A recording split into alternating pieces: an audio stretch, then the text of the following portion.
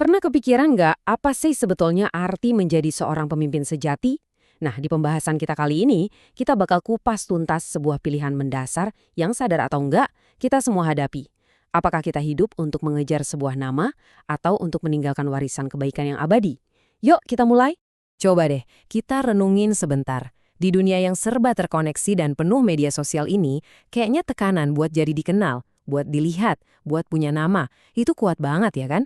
Tapi pertanyaannya adalah, emang itu tujuan akhirnya? Atau jangan-jangan ada sesuatu yang jauh lebih dalam, yaitu dikenang karena kebaikan yang kita tinggalkan? Nah, ini dia yang jadi inti pembahasan kita. Pilihan antara membangun sebuah nama atau meninggalkan sebuah jejak. Sekilas, keduanya kedengaran bagus ya, tapi ternyata jalan untuk mencapainya, wah beda banget. Perbedaannya tuh fundamental banget. Coba kita lihat ya. Di satu sisi, sebuah nama itu seringkali dibangun dari hal-hal yang kelihatan dari luar. Jabatan, panggung, sorotan publik, sifatnya bisa jadi cuma sementara. Nah, di sisi lain, sebuah jejak itu dibentuk dari dalam, dari karakter kita, kesetiaan, dan kasih yang kita tunjukkan secara konsisten hari demi hari. Kebijaksanaan kuno ini bener-bener ngepas banget sama poin tadi. Nama baik di sini tuh bukan soal popularitas atau jadi viral ya. Bukan. Nama baik itu lahir bukan dari kita promosiin diri sendiri, tapi dari hidup yang terbukti punya integritas dan bisa dipercaya dari waktu ke waktu. Oke, sekarang yuk kita dalamin jalan yang pertama. Apa sih yang terjadi kalau tujuan utama seseorang itu cuma buat dapat nama? Ternyata, hati-hati, ada beberapa jebakan berbahaya di jalan ini. Ini dia nih konsekuensinya. Waktu ngejar ketenaran jadi prioritas nomor satu, keputusan itu udah bukan lagi soal apa yang benar, tapi jadi apa yang populer. Kebenaran bisa dikorbankan demi citra. Dan pelayanan yang tulus, malah berubah jadi pertunjukan buat cari tepuk tangan. Kutipan ini benar-benar nunjukin konflik batin yang tajam. Selalu ada tarikan konstan antara pengen nyenengin banyak orang dan tetap setia pada panggilan yang lebih tinggi. Dan seringnya, dua hal ini tuh nggak bisa jalan barengan. Pilih yang satu, artinya ya harus ngelepasin yang satunya. Jadi, ini semua soal pergeseran fokus, intinya di situ. Pemimpin yang ngejar nama bakal selalu nanya, gimana ya penampilan saya? Atau, nanti kata orang apa? Sebaliknya, pemimpin sejati itu nanyanya ke kompas moral di dalam dirinya. Apakah tindakan ini benar? Sekarang, yuk kita beralih ke jalan yang kedua. Jalan meninggalkan jejak. Jalan ini fokusnya bukan pada apa yang bisa kita dapatkan, tapi justru pada apa yang bisa kita tinggalkan untuk orang lain. Ini sebuah kebenaran yang indah banget loh. Coba deh, pikirin orang-orang yang paling berdampak di hidup Anda. Mungkin Anda udah lupa persis jabatannya apa, tapi saya yakin Anda pasti ingat gimana mereka membuat Anda merasa dihargai, didukung, dan dicintai. Nah, itulah kekuatan sebuah jejak. Ini pengingat yang kuat banget buat kita semua. Di dunia yang sibuk ngejar sorotan, banyak banget perbuatan baik yang nggak kelihatan. Tapi, prinsip ini ngegasin kalau nggak ada satupun kebaikan, sekecil apapun itu, yang sia-sia. Selalu ada nilai abadi di dalam setiap tindakan kasih yang tulus.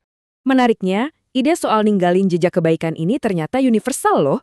Kebijaksanaan ini juga ditemuin di berbagai budaya kuno. Contohnya kayak yang bakal kita lihat dari beberapa pepatah Mandarin berikut ini.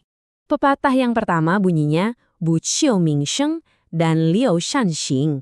Artinya, tidak mengejar nama, tetapi meninggalkan perbuatan baik. Wah, ini sih ngerangkum tema kita dengan sempurna.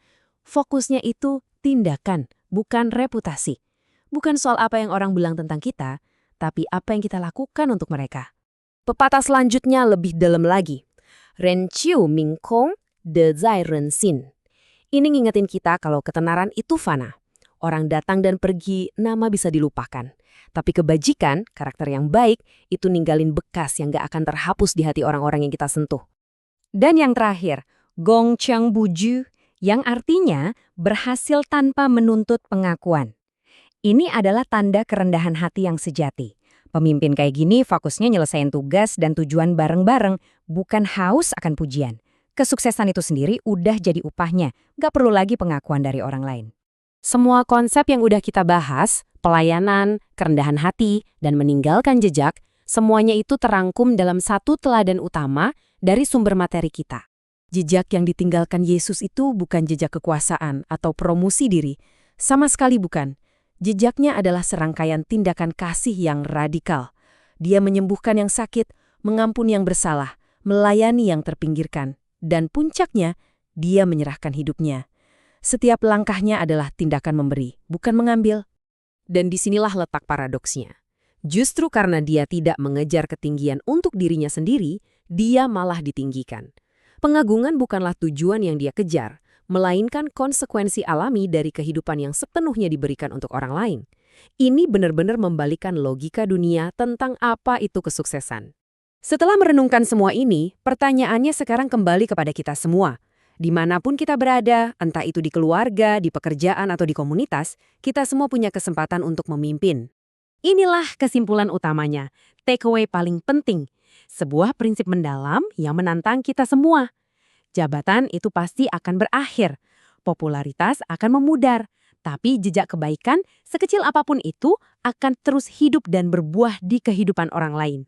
Jadi, saya mau menutup pembahasan ini dengan sebuah pertanyaan untuk kita semua renungkan.